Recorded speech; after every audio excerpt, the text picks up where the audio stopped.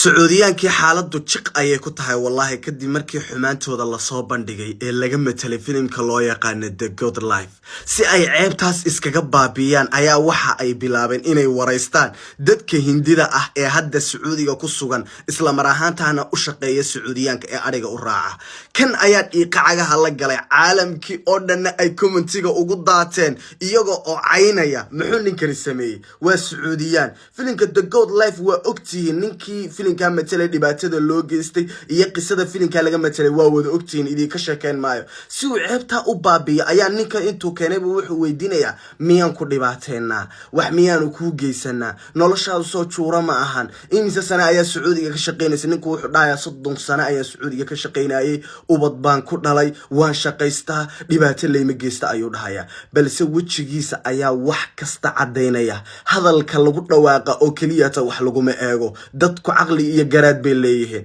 ninka uu soo bandhigay ninkaasi ee uu leeyahay ma dhibaateeno wajigiisa hadaad u fiirsatid wuxuu u eeyahay nin loo rarto sida dameeraha oo kale ninkaas wajigiisa waxa uu eeyahay nin aan naxariis arag 30 sano wajigiisa dhan caadi u arkimaysid mare jeexjeexan buu xiran yahay hadana wuxuu leeyahay uu shaqaystaayo xaaladiisu juura weeye buu leeyahay laakiin beenti way dadkii oo dhan ba waxa ay ku leeyihiin walaalow ninkani wax wanaaga oo aad u sameeyeen ma jirto kanina waxa weeye The Good Life Part 2 ninkana hadii uu ka soo baxsado Sacuudiga filimka qaybtiisa labaad ka sameeyna ay Hindidu leeyihiin sababta ninka wajigiisa hada u fiirsad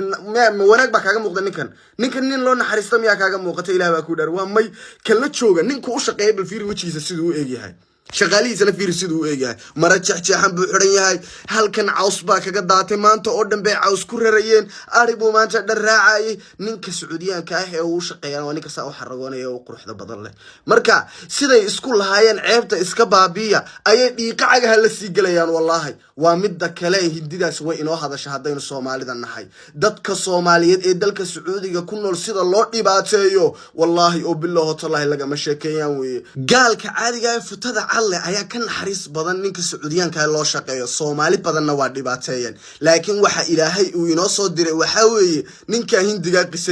qisada filimkaas ku jirta iyo sida ninkaas loo dhibaateynayana boqolkiiba boqol waa sax Sacuudiyaanku saasay dadka u dhibaateeyaan umana naxariistan sida dibiga ay dadka ugu shaqeystaan waa mid kale baasaboorada ay ka qaadayaan baa leeyahay markaad u shaqo tagtid meesha waa lagu cadaabaya marka ninkan wallahi billahi sidoo ninkii filimka ku jira uu dhibaateysna ayaa wajigiisa isagana dhibaato uga muuqata gaaladii iyo caalamkii oo dhan waxay wada leeyeen markay muuqaalkan arkeen walaalow indhahayaga ayaa noo macalina ninkanna wax naxariis ah noogama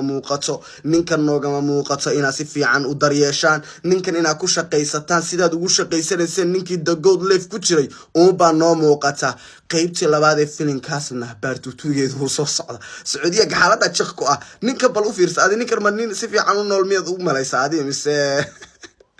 like Caesar saaxib Florida soo salaam alaykum